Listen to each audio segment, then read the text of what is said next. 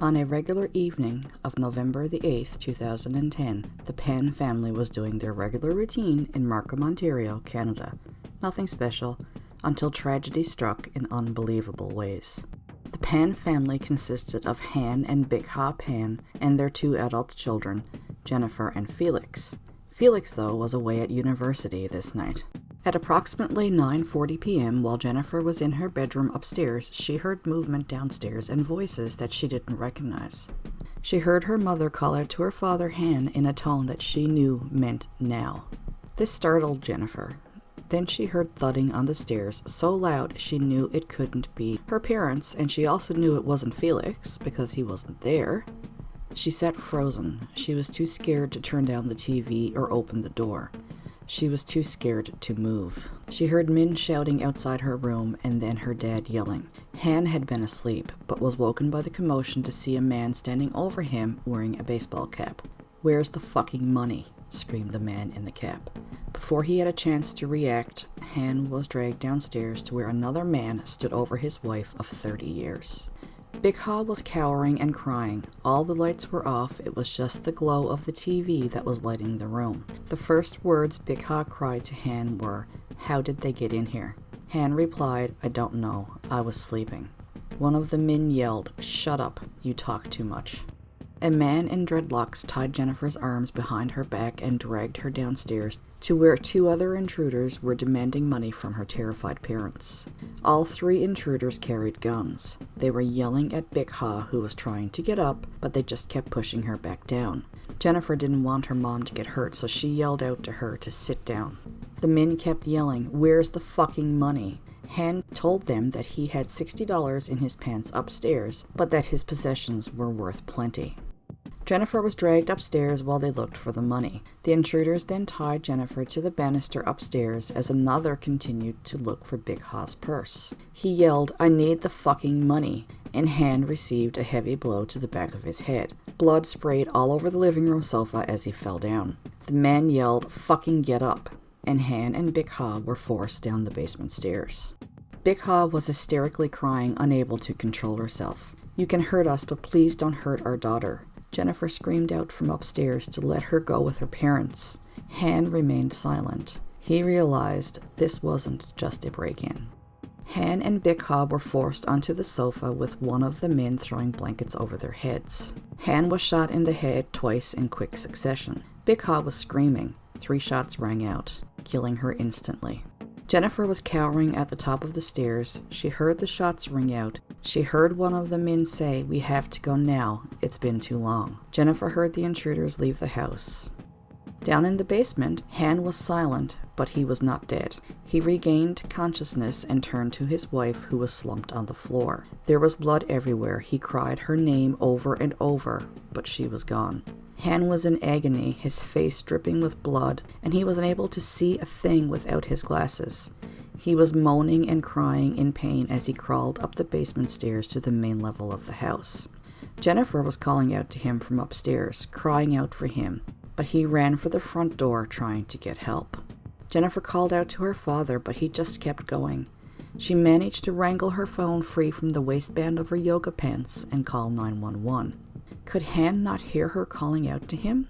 Was he going to get help? Where are you, ma'am? Please, just go ma'am, calm down. What? Some people broke into our house and they just showed all his money. Okay, ma'am, where are you? What? Avenue Road. Yes. Can you spell the name for me, please? Dad?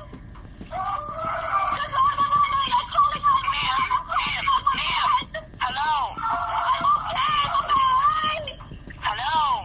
Yes. Ma'am, I need to know your address. Avenue Road, can you please spell it? Before I get into the story of Jennifer Pan, I just wanted to let you know that I had to break this one into 3 parts because there was just too much information. So when you're done with this one, please be sure to check out parts 2 and 3. Outside, the Pan's neighbor was on his way to work. He walked out of his house just after the attackers had fled in a waiting car. He was confronted by a frantic Han who collapsed on the ground covered in blood. Police sirens got louder as they approached the house. The shocked neighbor was with Han as they arrived. Police cleared the house and ambulances arrived to whisk Jennifer and Han off to the hospital. Just as the ambulance doors were closing, Jennifer could be heard calling out, "Daddy, are you okay?" Han was not okay. What in the world was going on here? A home invasion in Markham, Ontario, Canada? A mother and father shot in their own home? A daughter terrorized and bound, subjected to the terror of listening to her parents being murdered? None of this made sense. Markham was safe. The Pans were just your normal family going about their regular business. Or were they?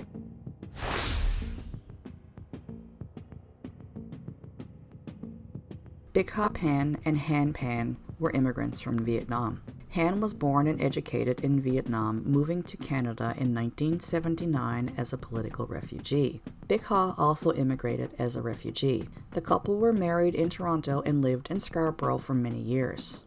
Their daughter and eldest child, Jennifer, was born in 1986. Their son, Felix, was born in 1989. The Pans worked at Magna International, an auto parts manufacturer in Aurora, Ontario. Han worked as a tool and die maker while Big Ha made car parts.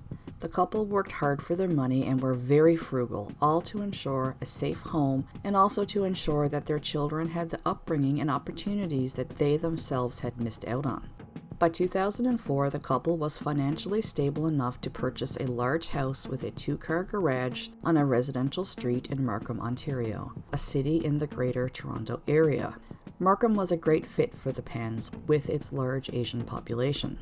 Their children were excelling in school, and by all accounts, the family was doing well. Big Ha drove a Lexus and Han drove a Mercedes. They even had accumulated $200,000 in savings.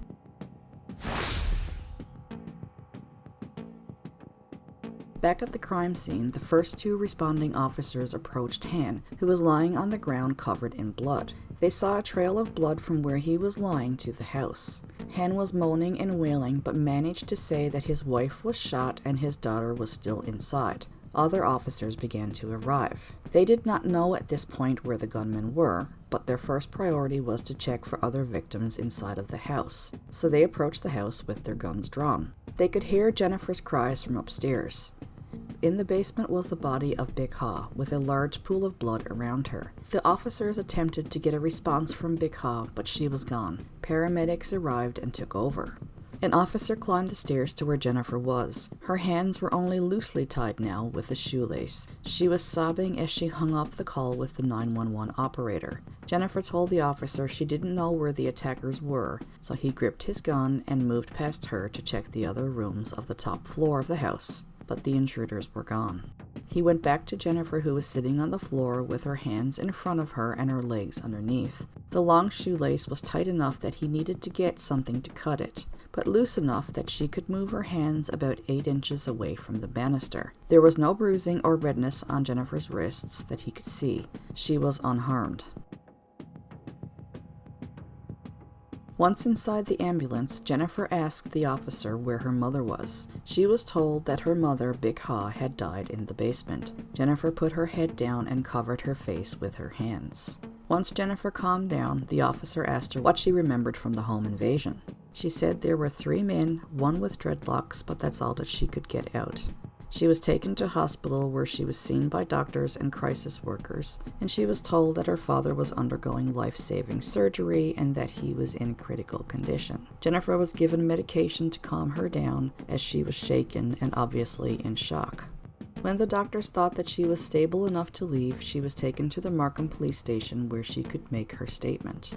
One of the responding officers, while making his reports, noted that everything in the house seemed to be where it should be, except for the master bedroom. That room had been ransacked.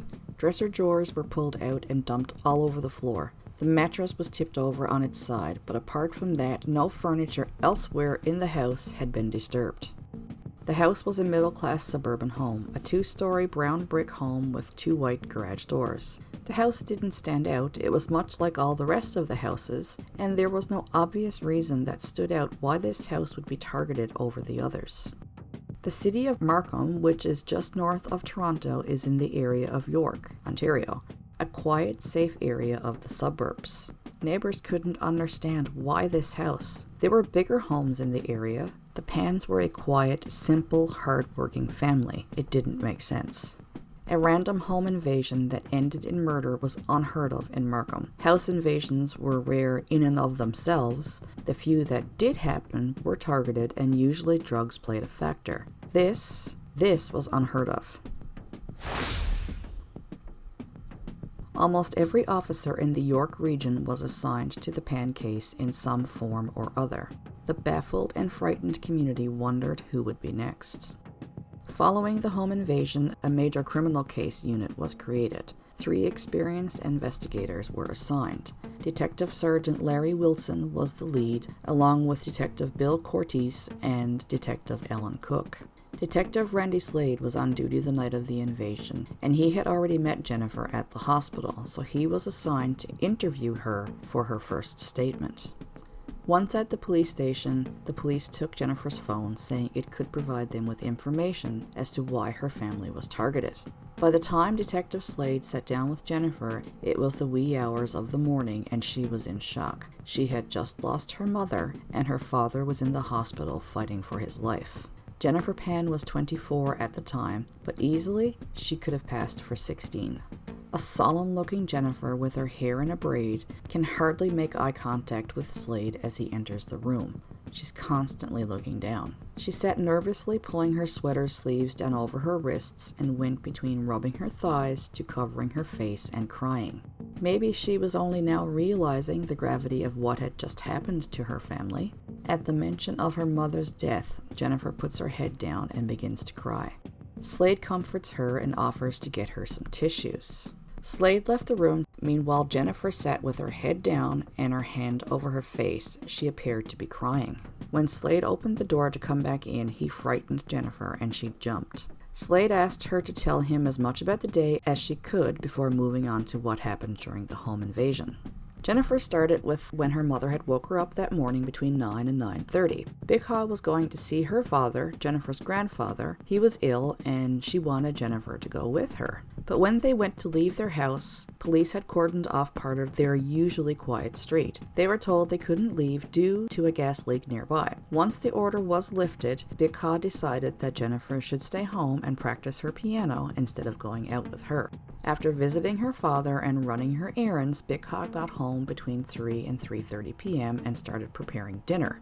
Han got home later than usual that day. He said something about forgetting to lock a toolbox at work, so he had to go back to work. He got home around 4:30 p.m. Jennifer's younger brother Felix was away at university. Han called up his brother to go shop with him. He wanted to get some new heat vent covers. Meanwhile, while Han was shopping, Big Ha and Jennifer ate dinner together. Big Ha put Han's dinner away for him for when he got home, and she went to get ready for her line dancing class, something that she did every Monday.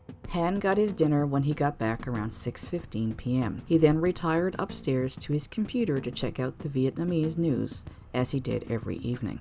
Then one of Jennifer's friends, Adrian, came over to watch TV. It was something they did regularly. Adrian left around 9 p.m. Jennifer went to her room, put on her TV, and called a friend. She heard her mother get home around 9:30 p.m. A short time later, maybe 20 minutes later, Jennifer heard her mom calling for her dad to come down. That's when she lowered the volume on her TV. Big Ha had called out to Han in English. And that is what alarmed Jennifer because her mother only ever usually spoke Vietnamese or Cantonese at home, and the tone that Big Ha had used meant "come now." Then Jennifer heard some voices that she wasn't familiar with. She sat frozen in fear for some time before she thought she heard them leave the top floor. She managed to find the courage to peer out her door. Then a guy was there and came at her. He had string in his hands and tied her arms behind her back and said, "I have a gun behind your back. Do what I say and no one will get hurt. Where's the money? Show me where your money is." Jennifer tells him where she keeps some money she has from when she was waitressing. He takes it, shoves it in his pocket, and then now there's more than one, push her to her parents' bedroom, asking where the money was, and she really didn't know. One guy stands at her side blocking the door while the other turns over the bed. They find some cash in Big Ha's bedside table and then they drag Jennifer downstairs to kneel at the bottom, telling her to face the floor while the other guy had a gun behind her back. One guy asked her mom where her purse was. Big Ha kept trying to get up, but they kept telling her to sit down. They were looking for her wallet, but because Big Ha's English wasn't that great, she kept saying purse, and they kept pushing her down. Jennifer said, "I didn't want her to get hurt, so I told her to sit down." At this point in the interview, Jennifer seemingly loses control of her emotions. Slade gently tells her to take her time. She says they kept all the lights off. The only time there was light was when they opened the fridge to look for Big Ha's purse. Jennifer says at this point she saw 3 men. One with a hoodie, he's the one she could see the best, and he was wearing a bandana that covered most of his face, from his eyes down. Then one of the gentlemen, as she calls them, asked Han if he had any money and where his wallet was. Han told them he had $60 in his pants upstairs. They took Jennifer back upstairs to find Han's pants, but she didn't know where his pants were because they had turned the room upside down. Then she says after they had gotten that, assuming here the money in his pants, they tied her to the banister with one string. She could still move though, there was a little slack. The next thing Jennifer hears is her parents going downstairs towards the basement. Big Ha is hysterical and asking for Jennifer to go with them. Then the last thing Jennifer heard the intruders say was, "You lied. You lied to us. You lied to us." She then heard 2 pops. Her mom screamed, Jennifer yelled out for her, and then she heard a couple of more pops. Jennifer breaks down again in her interview. She says that she heard Big Ha moan or something, and then one more pop. Then one of the guys says, "We have to go now, it's been too long." She then heard the intruders leave the house. Once they were gone, she started to hear her father, Han. He was moaning, and she heard him leave the house too. Meanwhile, she had her phone behind her and she managed to wrangle it out of her pants and call 911. She was calling out to her father, but Han didn't come to her. Maybe he didn't hear her, or maybe he was running looking for help. This is the first version of events from Jennifer. Slade then asked Jennifer to go back over her story now as a figure looking down at what happened. This is a technique that helps witnesses recall parts they may not have necessarily recalled before, and it can also show investigators if there are any changes or inconsistencies in witnesses' stories. Jennifer starts again with her up in her room, saying it was about 9 or 9:30. Slade says, "You were on the phone?" Jennifer, "Yes." Slade, with Jennifer, an old co-worker. Jennifer then goes on saying that she ended this call when she heard Big Ha call out to her father, Han, to come downstairs. There are key differences in her second story that catch the attention of investigators. She then oddly says that they, meaning her parents, don't communicate very well. Whatever point she is trying to make here, I'm not sure, but anyway, she tells her friend she'll call them back, shoves her phone in her back pocket, and goes out the door. That's when she noticed that there were men running around. Slade asked her to back up and tell him when she first hears her mom, Big Ha, in the house. Jennifer says when she came home. She also says that she went downstairs to see her. Jennifer didn't mention that detail the first time. In her first story, Jennifer didn't see her mother after she returned home. She says the last time she saw her mother, she was sitting on the downstairs sofa watching TV. Han had gone to bed and there was no one else in the house. She was talking to her old co-worker, Edward, on the phone when the commotion started. When she peered out her door, a guy saw her. He came towards her with a gun in a holster, before ordering her to sit on her bed and grab the money. In her first story, a guy was coming towards her with a string. Jennifer tells Slade she gave the guy $2,500. In her first story, she gave him $2,000. Also in this version, she is not tied up until after another guy, number 2, bought the first guy, number 1, a shoelace. I have to add here that throughout Jennifer's interviews, she identifies the intruders as number 1, 2, and 3. This is where Jennifer starts to give her description of the intruders. She says that the guy that's seen her peering out her door was a black male with a medium build. He had dreadlocks, but she couldn't make out his facial features as his dreadlocks flopped in his face. She gives his age as approximately between the ages of 28 to 33. He was wearing black leather gloves and was about 5 feet 7 inches tall, about her height. This guy was the one in charge, and he did not let her go throughout the ordeal. He had a gun, and she did see it, but only the top part, which she describes as what she believes was a pistol. He is number 1. The second person, number 2, had a bandana over his face. He was wearing a hoodie, and she could tell his complexion was darker than number 1's. He was of a thinner build than number 1 and was about 5 foot 8 inches tall. She says number 1 spoke good English like it was native to him, but number 2 didn't speak the whole time. She says that she never encountered number 3. He is just a shadowy figure standing over her father, telling her parents he wanted the money. She says his accent is Caribbean, possibly Jamaican. Jennifer says that number 1 is the one that tied her wrists together in her bedroom. Now she remembers that number 1 did show his gun to her and said, "Don't move." Then he told someone else to bring him the shoelace. Number 1 forced her downstairs. In her second account, she said when she was forced downstairs, she was ordered to sit on the floor, whereas in her first account, she was told to kneel. She says though she was ordered to look at the floor, out of her peripheral view, she could see that number 3 was of thin build. She also noticed that he was pointing a revolver at her father, and she could tell because of the gun's rotating cylinder. Number 1 stayed with her, she says, while number 2 went back between her parents and her, "Where's the purse? Where's the money?" telling Big Hot to sit down. Number 3 asked Han if he had money, to which Han said yes, upstairs in his pants. Number 1 says to Jennifer, "You come show us," as they drag her upstairs. In this version, the intruders get more of her parents' money, approximately $1,100 of unspent money from a recent trip to the United States. Number 1 stays with Jennifer as number 2 trashes the room again. In this version, the men failed to locate her father's wallet and beat her father over the head for his perceived dishonesty. Number 1 then tells number 2 to get Cuzzy to get that string I just gave him. She says number 3 is Cuzzy. That's how she was tied to the banister of the stairs upstairs. Jennifer remembered more details now. Now she was able to clearly differentiate the 3 voices of the attackers and could tell which of the 3 was saying what. She could hear the words the attackers were saying to her parents in the basement. She clearly heard the 3rd attacker, number 3, say he just had to do what he said, they just had to cooperate.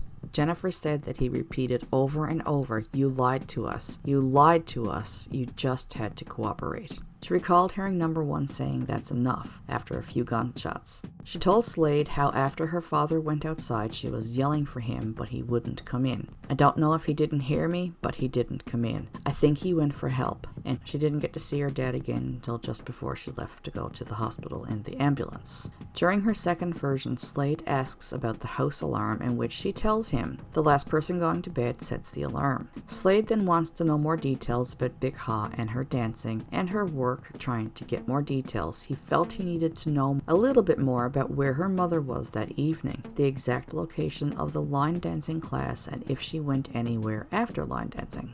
As the questions turn to the situation at home, Jennifer skirts over her home life, explaining her family needed her home for a while. When he asks about her work situation and how she got the money she handed over, she says she got it teaching piano for family friends. When asked about her education, she says nothing about her past, only about her future plans. "I'm going back to school in January."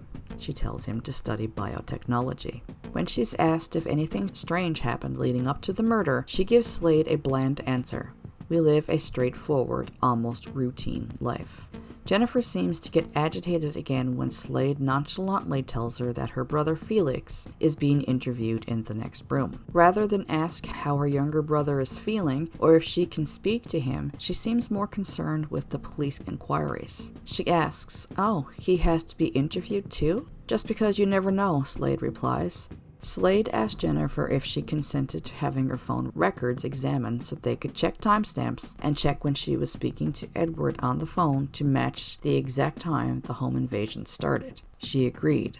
When Slade left a room to get the phone record consent forms, Jennifer for the most part sat still with her face in her hand or both hands, not crying. A few times she appears to shake a little and wipe her eyes, but oddly, there are no tears. There are a few sniffles here and there, but considering what she had just been through, she appears relatively calm, really not in much distress. Is she in shock? Was the enormity of what had just happened to her not dawned on her yet?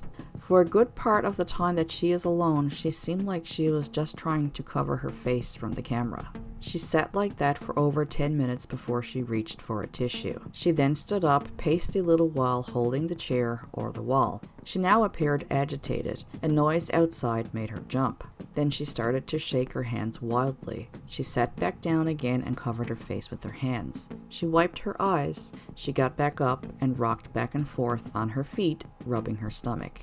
Slade startled her when he came back in. He says we have to look at this being your mother who was attacked because of what she was driving and where she was driving to. Jennifer seems to come alive. She seems more at ease with this line of questioning. Jennifer calls this her family's wealthy aesthetics. She happily replied that her mother drove a Lexus and her father, she says with a smile, drove a Mercedes and he loved that baby. Slade made it clear he thought Big Ha may have been followed home after line dancing after being spotted driving an expensive car. As he was filling out the phone record consent forms, he told her he was going to go back and check a 9-day period. Jennifer appears to be nervous as Slade mentions using time-stamped events from her cell phone. Slade seems to worry her more when he says, "The unfortunate thing is that Edward and Adrian are probably going to have to be interviewed because they were in the house and on the phone with you." She musters the nerve to ask, "How deep will they look? Just regular phone calls?" It's only because sometimes I phone piano teachers and stuff like that. When Slade tells her how vital her cell phone records could be to catch the murderers, and how police use this information to confirm if one was where they say they were, police can also use this information to go back to an area where the cell towers place a person and look for cameras. Moreover, if someone is lying about where they were, then that information can be used against them in a court of law. Clearly shocked by where this investigation might be headed, she asks, "Will I be informed of who, if anyone, is contacted on that?" But Slade doesn't answer. During Jennifer's first interview, the decision is made to airlift Han from Markham to a Toronto hospital, and doctors make the difficult decision to place him in an induced coma. The nature of the crime prompts some investigators to wonder if Han and Big Ha were involved in the underworld, drugs, or gambling. They do take this line of questioning for part of Jennifer's first interview, but it is quickly ruled out, and besides, the evidence at the crime scene reveals a very different story. The reality is that the couple couldn't be more straight-laced. Something clearly doesn't fit here. The idea that Big Ha and Han are totally innocent victims runs counter to everything seasoned investigators know from experience. Why would robbers complicate a quick payday by resorting to such violence? Most home invasions have a motive, like a safe full of money, for example, and those committing the crime will make sure nobody is home. Plus, that kind of crime will land you in jail for less than 6 months, probably. Whereas murder, that's life in prison. Something wasn't adding up.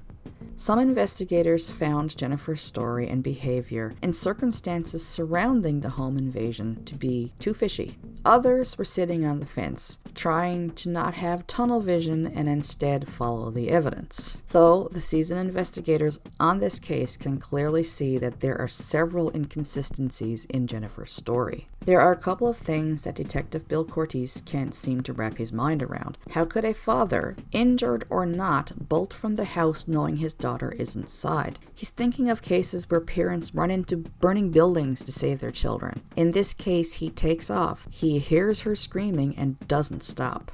Detective Alan Cook also notices something else that was very troubling. Even though Jennifer seems inconsolable about hearing her mother's name and she appears to be crying, when she takes the tissue away from her face, it's dry. She could have been in shock. It doesn't necessarily mean anything at this point. The day after the home invasion, Jennifer had to stay with her cousin Michelle Luong and her aunt and uncle, which were her mother's family, whose home was less than a mile away from her own.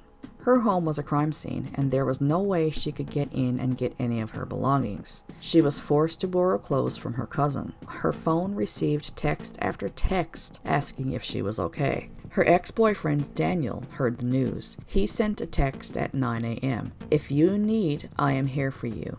Just hang in there and try to eat."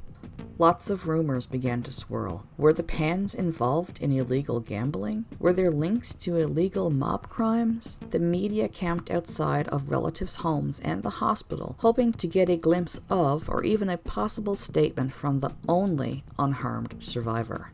Jennifer also faced a lot of questions from family and friends. The family held a vigil at Han's bedside as he lay in an induced coma in the ICU. They listened as the doctor explained how miraculous it was that Han was able to survive the shooting. He still had bullet fragments in his face, but the fact that the bullet missed his main artery was what ultimately saved him. But he wasn't out of the woods. At this point, they were unsure if and when Han would come out of the coma. But the family was very hopeful. Plus, Han may have been the clue to solve this horrific crime. Jennifer asked if the bullet fragments in her father's face could cause an infection. The doctor said no. At this point, Jennifer asked to borrow some change from her uncle, explaining her cell phone had just died and saying she needed to use the payphone. He offered her his cell, but she refused and again asked for 2 quarters. He gave them to her and she headed out to the payphones located just up the hall.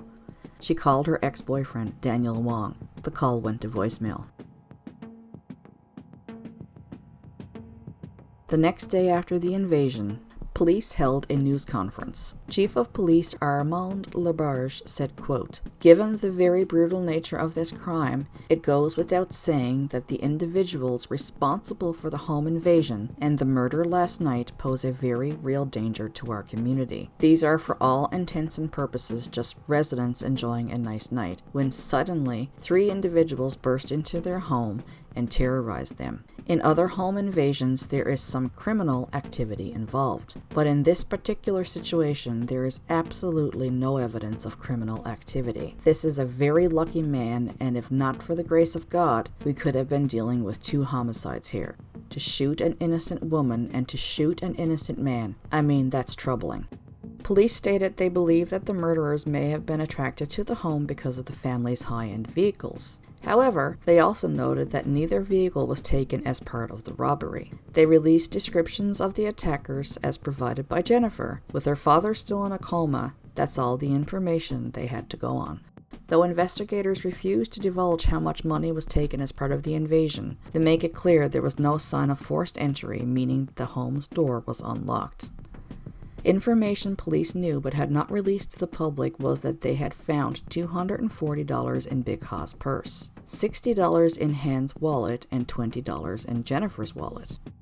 Behind the scenes, police had already made some progress, as a neighbor had a security camera installed at the front of his house. The footage captured a car driving away from the Pan's house. Forensics and investigators were combing through the house, retracing steps and trying to get inside of the heads of the 3 attackers. They couldn't find a clear reason why the hard-working family was attacked, and what they could only describe as a random, brutal attack. 2 detectives canvassed almost 400 homes in the neighborhood. Their job was to establish anything seen or heard, but also to find out information about the Pans that could help them solve the crime. Police were given their first vital tip when someone approached them and told them that Jennifer's ex-boyfriend, Daniel Wong, was a drug dealer. In the chance that the home invasion was a targeted attack, and many home invasions do have a drug connection, this was an important tip. After a quick check and confirming that indeed Daniel Wong did have prior drug convictions, police got to work looking into him. The next day, Daniel Wong is first interviewed by police. He had been on the list to interview from the beginning, but after the tip about his drug convictions, he was moved up that list. Detective Robert Milligan interviewed Daniel. Daniel was 25 years old and was calm and relaxed throughout his entire interview, even when asked pointed questions about his drug dealing history. He told Milligan about his off-and-on-again relationship with Jennifer, which had ended approximately 2 years prior when her parents had found out. They were forced to part by her parents, and he said that he respected that. When asked if he has a girlfriend, he says he's seeing Katrina. When asked about his relationship with Jennifer, he flinches and rubs his nose. "I'm actually her ex-boyfriend," he claims. "We had a relationship at the end of high school and it continued until about 2 years ago." What Daniel reveals next marks a significant turning point in the investigation. Jennifer had nonchalantly told Detective Slade how mundane and routine her family life was. But Daniel tells Detective Milligan that his 7-year relationship with Jennifer was a secret behind her parents' backs the entire time. Jennifer came from a strict Asian home and she was not allowed to date boys. She was a figure skater and also played piano. Her days were very structured with no free time. It would be early morning skating, school, then either skating or piano. Her parents pretty much kept her busy all of the time. They never really got to spend much time together because of this. As part of their forbidden love, Jennifer told her parents she was attending university and even working as a pharmacist. Yet all the while, she was working at Eastside Mario's, then at Boston Pizza, and living with Daniel 3 days a week. 3 days a week, Jennifer would sleep at Daniel's family home in the town of Ajax, which is a suburban neighborhood east of Toronto. Her parents had no clue since she had told him she was living with her best friend Topaz in her downtown Toronto apartment so that she could maximize her study time and be closer to the university campus. Daniel says that there were times when he was serious about Jennifer, but always he knew in the back of his mind that they had been together for 7 years and he hadn't even formally sat down and met her parents. He couldn't call her house looking for her. He'd have to always call her cell phone. He didn't want to call because they might yell at him. He says once Big Ha and Han found out about their relationship, they took issue with it even after Jennifer tried to endear him to the family by telling them he graduated university with an engineering degree. As far as he knows, they thought he wasn't making enough money at Boston Pizza to support a family of his own. Whether or not they wanted to marry became irrelevant because the house of cards of lies that Jennifer told came crashing down around her. Daniel says we were planning to stay together, but there was a big issue with her parents and they basically said, choose us or him. When she went home and quit all her jobs, they pulled everything from her. This meant her laptop, money, and cell phones were confiscated. She was forced to quit her job and return home for good. Daniel says, I told her to go with her parents and to try and work it out, and we'll see what happens. Afterward, her parents didn't let her out of the house. She was a prisoner, and it was hard on her. As a result, Daniel became fed up and broke up with her, and they had been basically estranged ever since their breakup in April of 2009, except for one visit and the odd phone call. Daniel nonchalantly said, she calls me. If I answer, or I'll call her just to see how she's doing, sort of thing. Daniel claimed he didn't know much about Han or Big Ha, only what Jennifer had told him, and she had been telling them about her parents' relationship. She said they never slept in the same bed and they often got into fights. It seemed like her father took everything for granted and her mother worked for everything. Daniel denies that Han and Big Ha were ever aware of his criminal past, and he said Jennifer never had anything to do with his drug dealing. He told her to never touch it. Then he starts talking about a series of strange calls and texts he'd been getting. No one would be on the line, then they would hang up. If he didn't answer these calls, they got worse, ridiculous actually, up to 100 times a night. Then Daniel tells Milligan how he had started getting threatening texts. For example, ha ha ha, bang bang bang. And Jennifer contacted him saying that she was getting them too. Texts along the lines telling her that she was ugly, stupid, and why would Daniel ever want to date a girl like her? And his new girlfriend, Katrina, was getting strange texts too. Things like Daniel was sabotaging their relationship by continually contacting Jennifer. He says then one time Jennifer lost her cell phone and it showed up in her mailbox with white residue. She received a bullet in the mail and was even raped by 5 Asian men.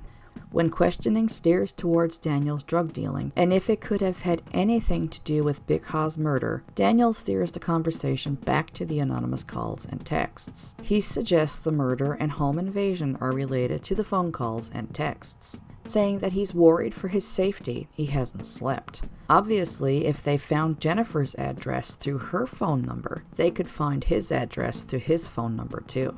Daniel reveals something pretty big. Jennifer had a second phone, an iPhone he had given her so that he could contact her. Her parents didn't know about this phone. Why would Daniel give Jennifer a phone to contact her if they were broken up and he just finished telling Milligan, if she calls, she calls. I might answer it. Daniel says, though, they remained best friends after the breakup and had remained close ever since. But he had said since the last breakup, they have been more or less estranged. That doesn't make sense. Detective Milligan was interested in why a supposedly estranged couple had been in so much contact in the past few months. Daniel explained lately the anonymous calls and texts had been happening more and more, so that's why they had been in frequent contact. Both Han and Big Ha were from the rural population of Vietnam that was bombarded during the Vietnam War. The middle and upper class and educated classes in the cities were devastated in the immediate aftermath. The entirety of their childhoods took place during wartime, and their young adulthoods were experienced in the aftermath of war as the country was being rebuilt. Han was 22 during the fall of Saigon. We do not know if they or their families were exposed to fighting, relocation, re-education, or whatever else, or how people in their social circles suffered. We do know that Han attended college in the former Saigon after the war, but there would have been few opportunities for him there. We don't know anything about Big Ha's education or otherwise. When they departed Vietnam, they left behind and lost whatever it was that they did have. To be certain, there was trauma all the way around. Both Han and Big Ha had taken desperate action to get out of Vietnam by putting out to sea in a boat.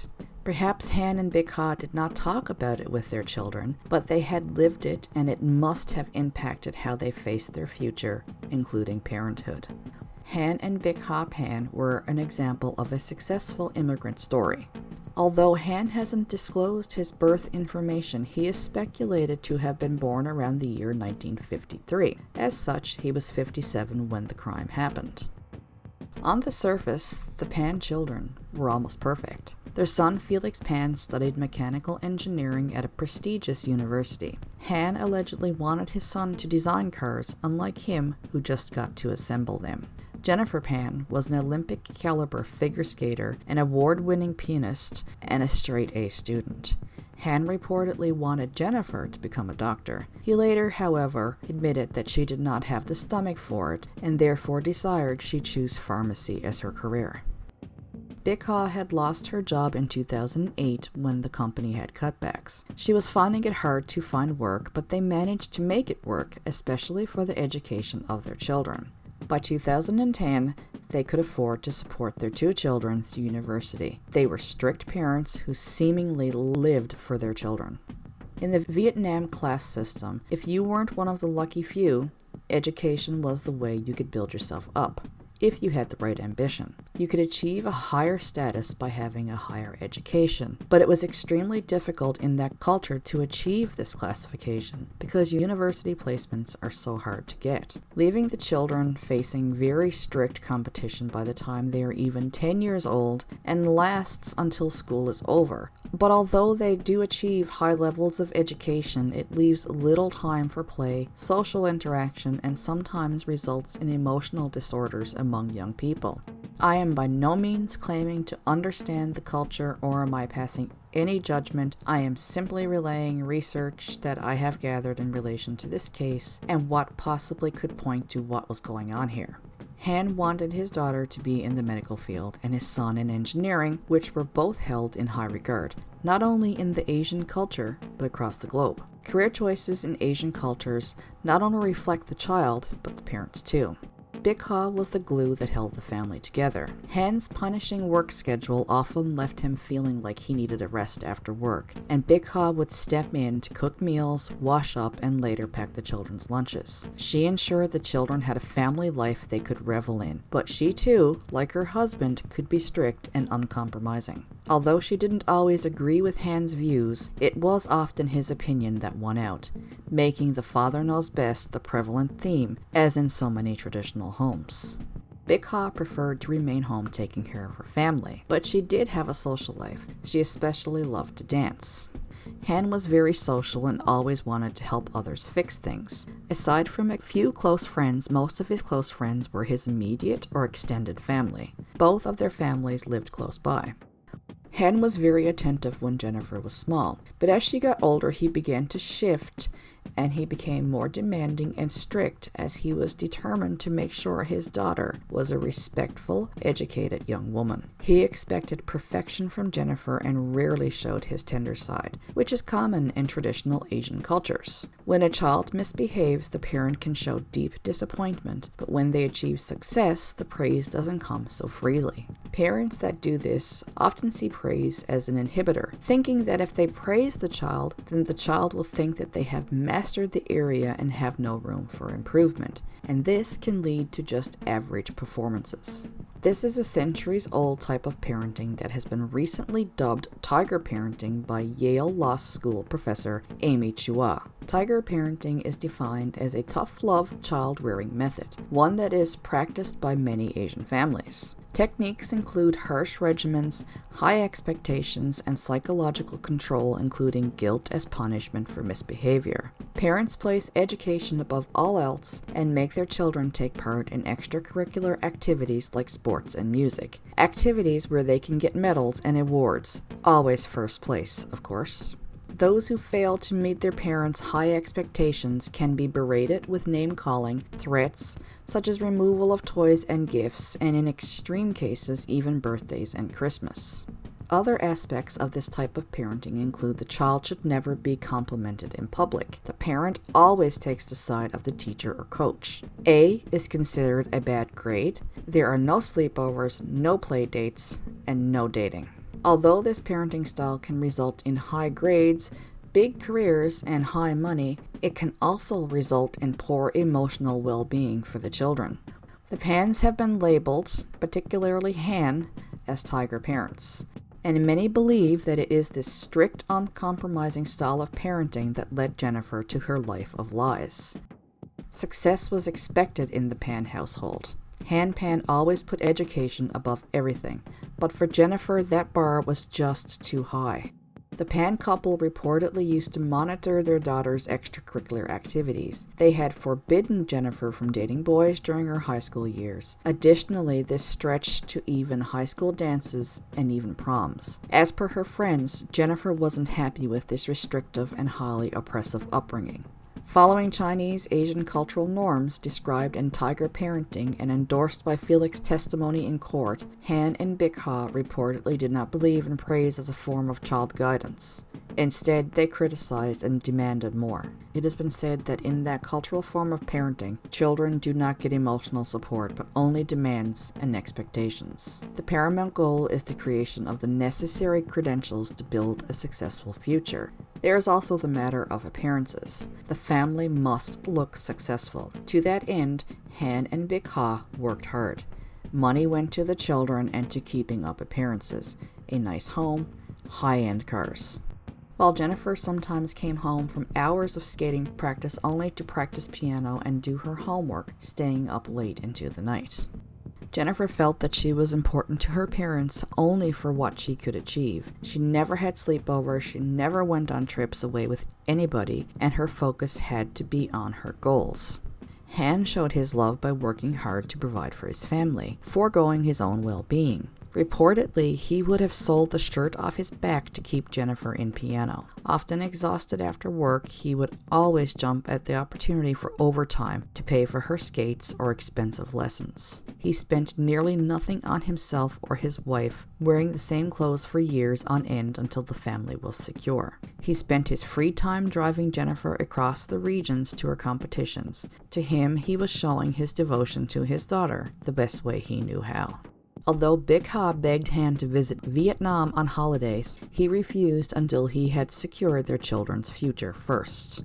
Despite his cold exterior, he was immensely proud of his daughter and her achievements. The first stop for anyone that came into the Pan household was the cabinet containing all of Jennifer's scholarships, awards, medals, ribbons, and the such.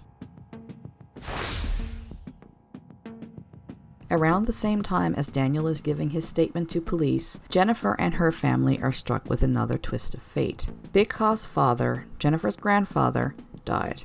His family believes the shock and grief of Big Ha's murder was just too much for him to handle. As Jennifer continued to stay with her mother's family, She doesn't find it easy as she is living under a huge cloud of suspicion as the questions continue to mount. The public at large and the media are openly questioning her role in this crime. Jennifer's cousin Michelle is interviewed by police.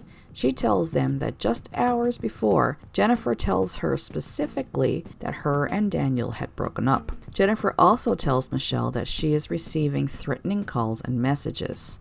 When asked later, Jennifer tells police she only did this to make Michelle less anxious and only told her to tell the truth. But it makes police grow more skeptical of Jennifer. But it is not only Michelle. Other family members have noticed odd behavior. Her uncle on her father's side confronts her, saying that he saw her a few months earlier at a Tim Hortons coffee shop with a black male. Also, there are ongoing questions about who Jennifer had called from the hospital payphone and why the call was placed from that particular phone at that particular time. As the days wear on, her family's misgivings about her increase. Jennifer Pan led a sheltered life, to say the least. To her parents, Han and Big Ha Pan, she was their golden child. The oldest, the one who was supposed to reach immense success and bridge the gap between the two cultures and hold the family status in high esteem. And by all accounts, as a young child, Jennifer rose to this occasion. She was a happy, bright, friendly young child. As Jennifer got older, Han showed his love by pushing her to do more, to achieve better, and to her, nothing seemed to be good enough, pushing her to the point where she felt like she was living in a pressure cooker. Jennifer started piano lessons at the tender age of 4. Though this may seem extreme, it actually turned out to be one of her passions, and those who knew her said that she had a rare talent and was extremely talented, capable of reaching great success with her natural proficiency for the instrument. Jennifer would later say that she used piano as a form of therapy. Jennifer was not only very talented in piano, she was an Olympic caliber figure skater, something that she had started at 8 years old. She was so good that she hoped to attend the 2010 Olympics until an injury put an end to that dream. Jennifer would later say that her mother was nurturing, and when Jennifer started to bomb out at her skating competitions, and she would hide her devastation from her parents, not wanting to add worry to them, sometimes Big Ha would comfort her and say, "You know, all we want from you is your best. Just do what you can." Meanwhile, Han was unemotional and uncompromising. But like most traditional Asian families, their parenting style was by Western standards harsh. Jennifer was expected to get A's in school. She was expected to place top 3 in figure skating and piano, preferably placing number 1, which she often did. By all accounts, Jennifer accepted this and put all of her effort into her schoolwork, figure skating, and piano, to the point where it consumed her entire life. At her elementary school, Jennifer was known as the school pet, not just the teacher's pet. She was always helping. But Jennifer's seemingly perfect persona had cracks. Her teachers would later describe her as the ultimate perfectionist, driven to the point of concern. Her grade 7 teacher would say that he felt she lived in a home where nothing was good enough, going on to describe Jennifer as not really disliked by her classmates, but she was cold, she was sour, he never saw her jovial, happy, excited, or openly smiling about something. Everything was serious. And Jennifer would herself say later that this is when depression made its first appearance in her life. She said she felt unloved, unworthy, and over time developed a deep sense of self-hatred. Jennifer's life was extremely structured, and she was not really allowed to have relationships outside of the house. Besides, there was no time for a social life. Jennifer was rarely allowed to have play dates. She only ever in her whole life had 2 sleepovers. She rarely ever attended friends' birthday parties and was only allowed to do so if she didn't have skating, piano, or school obligations. When she was allowed, her parents controlled the duration and parameters. Jennifer said, "I only ever had 2 sleepovers. One was at my house and one was at my friend Cecilia's, but I was picked up first thing in the morning and dropped off late that night." By the time of the home invasion, Jennifer might have been 24 years old, but by the account of her lawyer, she was emotionally stunted and had the social skills of a 15-year-old. Instead of spending her free time with friends, she spent much of it with her huge collection of stuffed animals in her room. She babied them as if they were her children, sleeping with them and naming them. And this is something that continued on into her 20s. Felix was 3 years younger. Jennifer was extremely attached to him. He was her friend and provided her with an emotional attachment. She babied him. She became like a second mother to Felix, but she also felt like Felix was allowed to have the childhood she missed out on. To Jennifer, being that Felix was a boy and the baby of the family, he got away with stuff that she never would have dreamed of doing in her youth, including coming home with poor grades. Though Felix always did good in math, he did poorly in most of his other subjects. So poor, in fact, that Han moved him to a different school in grade 4 because he was unsatisfied with the teachers at his previous school. Felix also took piano, but gave up after just a few years. But he could never hold a candle to Jennifer. Though she was very close to Felix, Jennifer was jealous and resented how he benefited from a different set of rules. She was expected to follow her father's path, but Felix was allowed to pursue somewhat of his own path. Felix got to go to camp, he got to play team sports, something that Jennifer was never allowed to do. Felix was allowed to go away to university, Jennifer was not. Felix had a 10 p.m. curfew, Jennifer had to be home by 9 p.m., even at the age of 24. Jennifer was not allowed to have a boyfriend, even in her 20s. Felix, on the other hand, was allowed to bring his girlfriend around, and the couple were even allowed to live together in the same residence at university. Felix would later say that he got to do all of this because he simply asked, but to Jennifer, it was a double standard because he was a boy. Felix does admit that their parents pushed Jennifer, but for him, it was okay to be worse. She was the high achiever, he was the baby of the family. He never wished to be like his sister, to be under that sort of pressure. He says he was closer to his mom than his dad, but he never felt the pressure from Han as much as Jennifer did, or at least he didn't let it get to him. He says his mother was comforting while Han was controlling, but Big Ha, too, was always trying to lead them in the right direction. Listening to both children describe their upbringing, it is clear they had different experiences inside the Pan home. According to Felix, though, it would be unfair to say that Han was gentler with him. Han was not afraid to show his anger with either child. Felix said, though, that he grew to understand that this was his father's way of tough love. He yelled all the time and said that's just the way Han speaks. Felix understood that his father just wanted him to work hard and not to be lazy. By the time Jennifer reached grade 8, she had worked her butt off, and by the end of the year, she expected to get valedictorian and multiple awards for her achievements. To her, she was a shoo-in. Who else could compete with her hard work? The time and effort she had put into everything had to pay off, and she was ready to get her sweet rewards. But when the day came, Jennifer was not valedictorian, nor did she get any rewards. Not one single reward. She was absolutely crushed. What was all her hard work for? She felt completely defeated.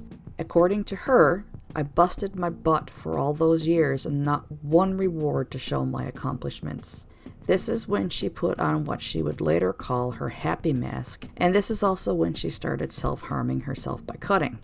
But the way the teachers remember it, the valedictorian that year, or any year I guess, went to a well-rounded student who did work in the community, who played on team sports and was social. Everything that Jennifer was not.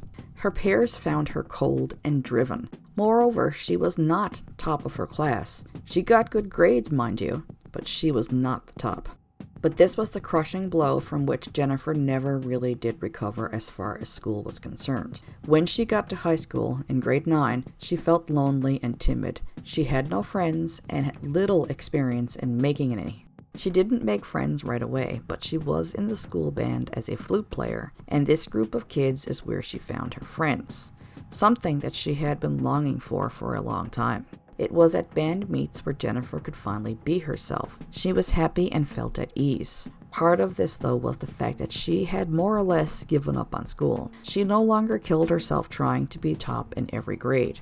She was still getting decent grades, 70s, but that was nowhere near her straight A's from years before. Plus, there was a problem looming. These grades were absolutely unacceptable to her parents. But for the first time in her life, Jennifer experienced some freedom at school, at least until Han picked her up at 3 p.m. every day. Then she went back on schedule with piano and skating. It was around this time that Han had lessened up on her a little bit because he was focusing on Felix, who had to switch schools. She began to see for the first time that there was actually more to life than only school. She began to talk more with friends on the phone. She was terrified, though, to show her marks to her parents. She decided she needed to forge her grade 9 report card. She would later claim that this was just to buy herself some time to pick up her grades. She knew that universities only really looked at the last 2 years of high school. She would have time to pull up her grades. Lo and behold, using scissors and a photocopier, Jennifer was able to make a legit-looking report card. Han and Bick bought it. Their perfect daughter was still getting straight A's. Jennifer said later, though, that she did feel shame, but she feared more the rippling repercussions if she had told the truth. This was the start of a decade-long charade of lies and deceit. For a high school student, Jennifer really, though, didn't have much of a life. She was never allowed to wear makeup or cover up her acne. Her father forbade her from plucking her eyebrows or dyeing her hair. She was never allowed to attend school dances. She was never allowed to have a boyfriend. And later people would say that even by the age of 22, Jennifer had never been to a club. She had never been to a friend's cottage. She'd never even been dancing. She had only ever spent time with her family at home. But it was during high school that Jennifer was slowly slipping further and further away from the girl Han wanted her to be, and really for the first time in her life, she was starting to do things for herself. Though, still behind her parents' backs. To their faces, she pretended to be the dutiful, high-achieving, perfect child. By grade 10, Jennifer started dating a boy in her school. It was just an innocent, childlike relationship, but it did persist for most of 2003, until Jennifer went to Austria with her school band in grade 11. Unbelievably, she was actually allowed to go. While performing one night, a lot of the guests were smoking and Jennifer suffered an asthma attack. One of her bandmates, Daniel Wong, came to her rescue. He calmed her down and helped her through the asthma attack. To Jennifer, an immature, socially inept girl, Daniel was her knight in shining armor, who saved her life that night. She fell in love with him immediately, and this love would consume her life for the next several years, driving her to do anything to keep him. Jennifer would come to not be able to live without Daniel, and anyone who stood in her way was a problem. She broke things off with her first boyfriend. Her and Daniel became close friends, and eventually the friendship naturally progressed into a romantic relationship. It would be revealed later that even in her early letters to Daniel, it was obvious that her love for him consumed her entire being. The couple didn't really get to spend much time together, though, only at school. Jennifer was not allowed to go anywhere except skating or piano lessons. When Daniel's grades started to fail, his parents moved him to another school across Toronto, and this made it even harder for them to spend time together. But Jennifer started skipping school on a regular basis to go see Daniel at his school. She claims she remained a good girl, though. She didn't drink, smoke pot, or engage in sex. Reportedly, the couple did not become intimate until after high school. Daniel would drop by her house to watch TV when her parents weren't home or drop by her school.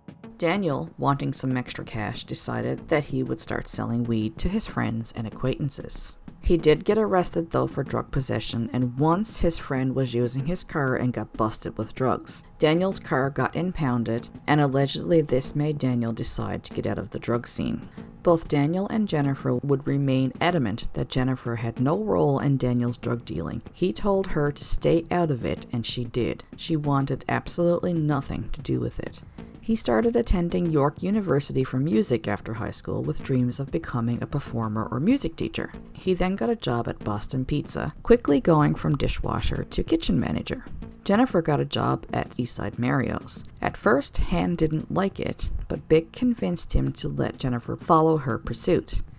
Only wanting what was best for his daughter, he not only agreed to the job but gave her access to the family car to get to and from work. It went like this. If her school or piano suffered, she had to quit. To make her father happy, Jennifer redoubled her efforts in skating. Around this time is when the family moved to Markham. Jennifer used her piano lessons and work as excuses to get out of the house to see Daniel, and on nights when she couldn't get out of the house, she snuck him in the back door or the second floor window. By grade 12, Jennifer had a big problem. She had failed calculus. Ryerson University had granted her early admission previously because her grades were that high, but now they had rescinded their offer. As it turns out, since grade 9, Jennifer never really did put in the effort to pulling up her grades. She had just been forging her marks to appease her parents. Now faced with the reality that she would not be attending university or graduating high school, she had to come up with a bigger cover.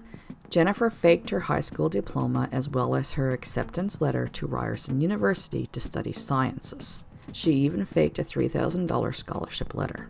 Han and Bikha were so proud. Though Ryerson University wasn't the University of Toronto, she told her parents she would transfer to the U of T after 2 years.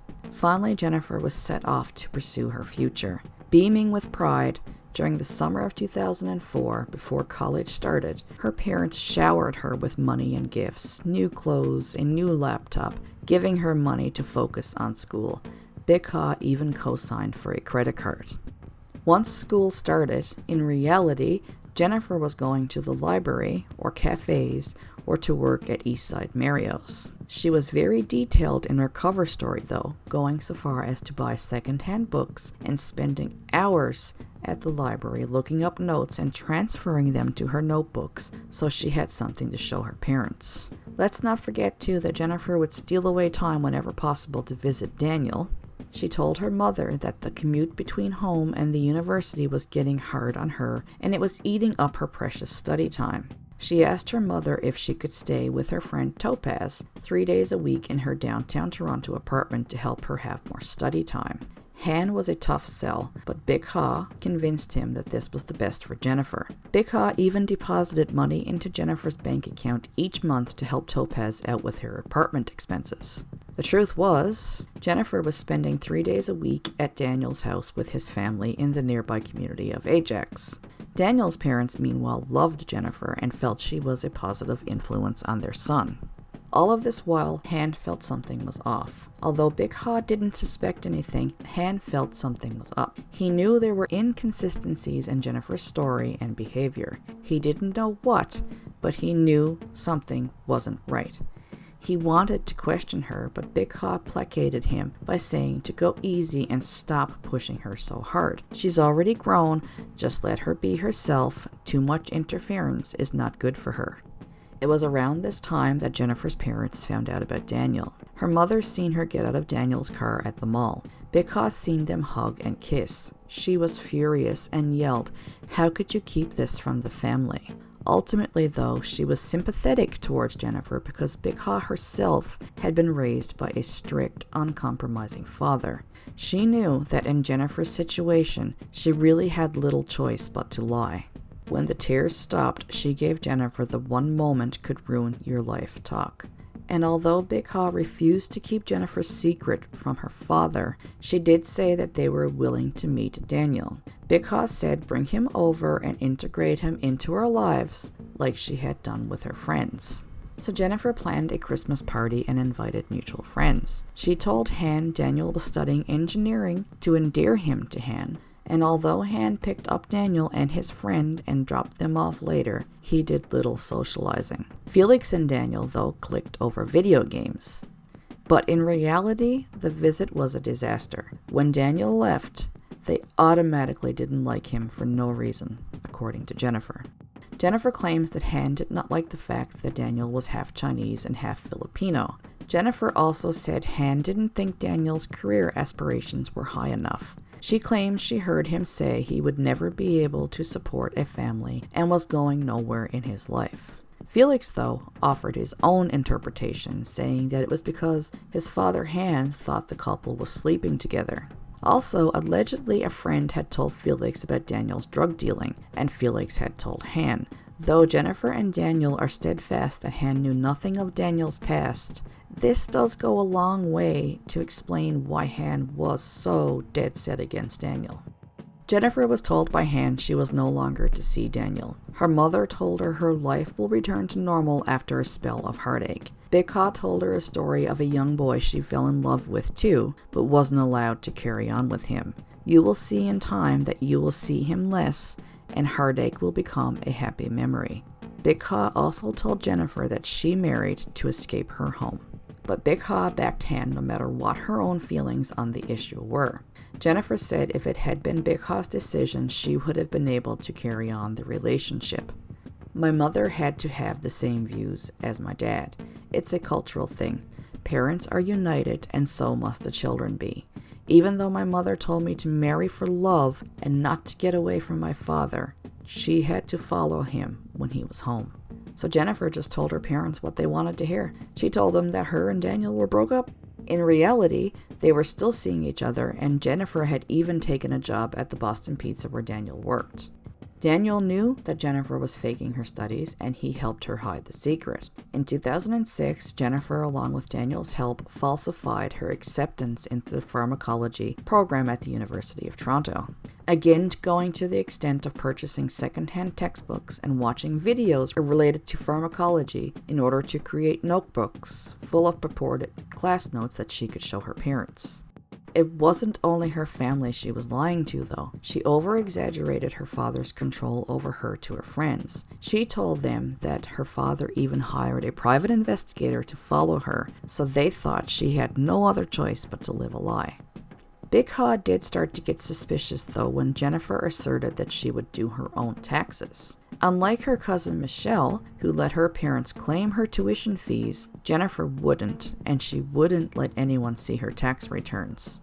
Under increased pressure, she claims that she fell back into her high school habit of self-harm using knives from the kitchen. When it came time to graduate from the University of Toronto, Daniel helped Jennifer hire someone online to fake a transcript complete with straight A's. She told her parents that the graduating class was so large that there weren't enough seats for 2 guests each. She said they were only giving out 1 ticket each, so she couldn't possibly choose between her parents, so she would take a friend instead. When her dad asked her where the pictures were, she made up an excuse. Big Ha and Han could not have been more proud than when Jennifer came home and told them that she had been given a volunteer position at Toronto's Hospital for Sick Kids in the blood testing lab.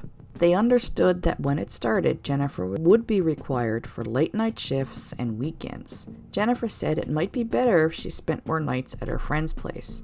Big Ha convinced Han to let her stay away. In September of 2009, just over a year before the home invasion, Han and Big soon became suspicious when they realized she did not have a hospital badge or uniform. On one occasion, without saying anything to Jennifer, Han insisted that they drive her to work. He then insisted Big follow their daughter. Needless to say, Big Ha quickly discovered Jennifer's deception. Jennifer knew her mother was following her, so she went to the ER and hid for 3 hours until she was sure that they were gone. Jennifer was not volunteering at Sick Kids. In a state of shock, Han wanted to throw Jennifer out of the house, but her mother persuaded him to allow her to stay. The following day, Han called Topaz, the friend Jennifer had been staying with, except Topaz told him that Jennifer hadn't actually been staying with her at all. When Jennifer got home that day, her parents were waiting for her and they wanted to know what in the hell was going on.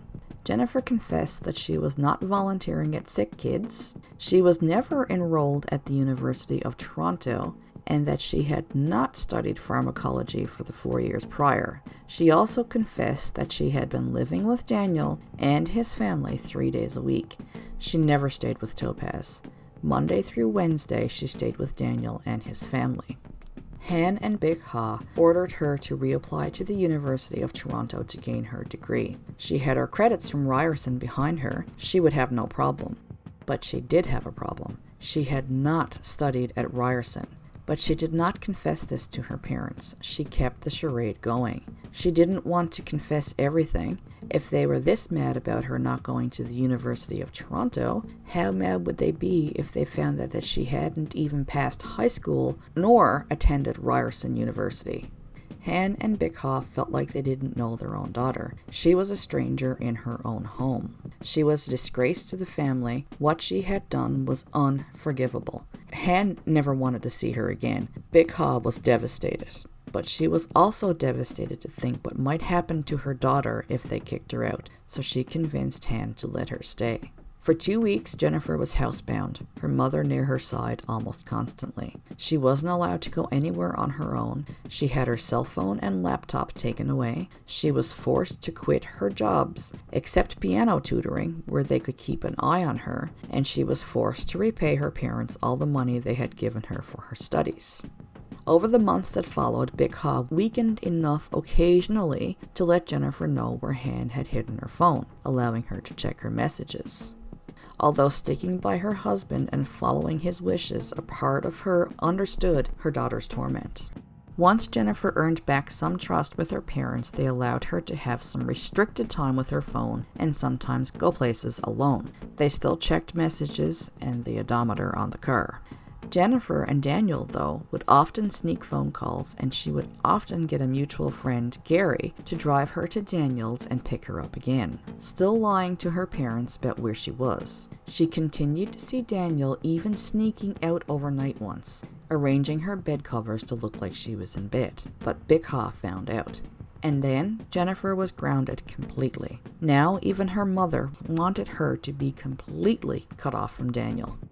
Jennifer, believe it or not, came up with another lie that she got a job at a Walmart pharmacy, one where she had applied before. Han was so delighted that he told Bikha to give her the car to travel. Jennifer told everyone about the job to bolster the lie. But again, Han was suspicious. How could a girl with no uniform or card work at a pharmacy? So 2 weeks after she started, Han asked to see one of her pay slips. Not blinking an eye, she said that she had left her pay stubs at her locker at work. The next day she came home with a forged payslip from Walmart that she had found online. The next day, Han wanted to drive her to work. She obliged because she had already scouted the place beforehand. And lucky for her, someone was coming out of the employee entrance as she was going in, so she just slipped right on in there. She hid in Walmart until Han left, but still that wasn't enough to placate Han. When she got home, he ordered her on the computer to show him the deposit form from Walmart on online banking. She finally confessed to her father that the job was fake. Han asked her about a call he had seen on the family phone from Boston Pizza. "You're a liar, a liar, a liar," he yelled at her. He told her there's no way you're not going back to school. She knew at that point that she had lost her father's trust forever. Han never believed a word his daughter said ever again. Han forced Jennifer to sit at the computer where they crafted an email together to Daniel, saying that she could no longer see him. He told Jennifer to tell Daniel it was all Han's fault.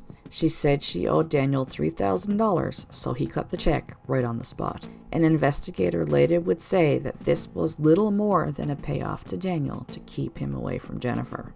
Afterward, Han and Jennifer applied to 3 colleges. One was the Centennial College Lab Technician course, where she was eventually accepted. Han paid a further $3,000 for her tuition. After this latest transgression, her 2-week punishment was made permanent. She felt like a broken woman, and her excuses had worn so thin that even her mother had lost faith in her, saying that they still loved each other, but after this, Bikha had no words, no advice to give her. This is when Jennifer's grip on reality really started to loosen. The happy mask that had been so firmly planted on her face finally slipped. She felt defeated, and her solemn mood began to show in her behavior. She could no longer reach Daniel on a regular basis, and her immediate family couldn't tolerate her presence. She felt unwanted, unlovable, and unworthy, according to her. Her right to use the car was taken from her, and she was forced to stay home. She felt like she was on house arrest. The phones were checked 4 times a day. She had no room to breathe, and the monitoring was absolutely too much for her. The messages her friends were seeing her post on Facebook were also worrying. For example, "Living in my house is like living under house arrest." She told friends how it was at home, that it was like living under tyranny, and they all encouraged her to move out. But she said it's not an option in my house. Jennifer would later say she felt she still needed to be in her house and would do what it took to keep the family face. Her piano teacher reportedly said he told her to leave, and she said it was her dedication to her family keeping her there, but he thought it was more that she didn't want to lose all the comforts of being at home, and that she probably didn't think she could make it on her own. She also told her teacher lies that her father was following her around and wouldn't believe where she was going. Her friend Adrian tried to do an intervention and get her to move out, but she refused, saying she had to stay with her parents, and there was no going back. Daniel asked her to move out with him into his family's old Scarborough home where his grandmother and aunt were living, but again she refused, saying that she wanted her family around her, she wanted them to accept her, she didn't want to be alone. They would have been ashamed if she moved out. You were expected to live in your house with your family until you were married. Daniel wasn't ready for marriage, and he was quite fed up with sneaking around. Jennifer was 24 years old, and they were still sneaking around like teenagers. He was tired of the threats that her parents were constantly making, and the fact that Jennifer would never stand up to them and move out. He knew they had no future because her parents would never accept him, and that was that. He broke it off for good with Jennifer, and by February of 2010, he was seeing a new girlfriend. But Jennifer was desperate to hold on to Daniel. She was adamant that they still needed each other, and she went to extreme lengths to gain his attention. Jennifer stated that Daniel could make her calm, and that she needed him in order to be calm. He, on the other hand, talked about walking on eggshells around her, always being worried about her feelings. She thought about suicide. The prospect of living without Daniel was too great. Daniel had more or less dropped her out of his life, but Jennifer couldn't let him go, and she called him every day. Sometimes he let her calls go to voicemail and left her texts unanswered, but he still kept her on a string by talking with her sometimes, or by getting his friends to check on her to see how she was doing. When she did talk to him, she would say things like, "Don't you love me anymore? Don't I mean anything to you?" And Daniel would feel bad and guilty. At last, Daniel finally told Jennifer they could never get back together because he did not feel the same way she did. He did not want to lead her on. He felt the way Jennifer did for his new girlfriend. And Daniel found that this new relationship was so much easier. Katrina, the girl that he was seeing now, was older and much more mature than Jennifer. The relationship wasn't full of drama, and he could see her whenever he wanted. Jennifer claims that she was supportive of the relationship, but the true reality was that Jennifer was fiercely jealous of Katrina. Not long after learning about Daniel's new girlfriend, Jennifer started telling Daniel that she was getting strange calls and threatening texts. Lo and behold, Daniel and Katrina were getting them too. Jennifer claimed it was Katrina behind the calls and texts trying to keep her from Daniel. Jennifer and Daniel started communicating more around this time. Daniel was worried about her because of the calls and texts. She even went so far as to tell Daniel a man had entered her house, showing her what appeared to be a police badge, after which several men had rushed in and gang raped her. She claimed that after this, a bullet was mailed to her and that both of these events were orchestrated by Daniel's new girlfriend, Katrina. I'm pretty sure we all know that Jennifer was behind Daniel's and Katrina's strange phone calls and texts, and the rest was elaborate lies that she was making up to try and get Daniel back. But she did get what she wanted, and Daniel started calling more to check on her. In the weeks that followed Han's ultimatum, her family was really showing their disapproval. Han was so livid with her he couldn't bring himself to even speak to her, and Jennifer claims that this went on for weeks. A fed-up Felix started avoiding the house altogether, spending more and more time with his girlfriend when he was home from university. Big Ha, the eternal peacemaker, let her disapproval known and tried to ease the conflict, but Han's anger this time was too much. Jennifer found this treatment unfair, even though she had spent the past 4 years fostering huge lies and brought this all on herself. She felt rejected and says she tried to be a better person but was rejected, so why bother? She was furious. She says she felt like a failure, and since nobody wanted her around, she didn't want to live. Thank you for taking the time to listen to part 1 of the Jennifer Pan story. Don't forget to check back for part 2 and 3.